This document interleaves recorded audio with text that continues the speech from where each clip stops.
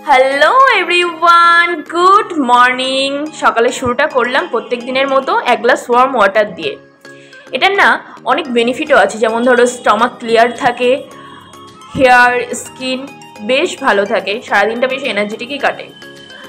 তো আজ তো বাড়িতে এলাহি আয়োজন হয়েছিল। আমার মা জামাই ষষ্ঠী উপলক্ষে বাড়িতে গ্র্যান্ড লাঞ্চের আয়োজন করেছিল। মাসি মেশো সকলে এসেছিলো বাড়িতে। তো মা খাসির মাংস, চাটনি, চিংড়ি মাছের মালাইকারি, ডাল, অনেক কিছুই করেছিল। তো আমি তো যেমন রেগুলার কাজে বেরোই তেমন বেরিয়ে পড়েছি। কাজে যেতেই হবে, কাজ তো থেমে থাকবে না অনুষ্ঠানের জন্যে।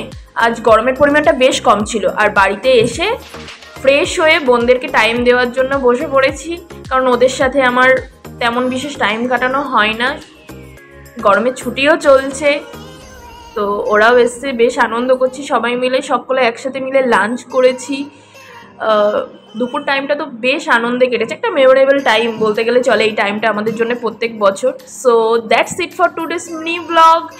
If you like my mini blog, subscribe my channel. Have a good day everyone.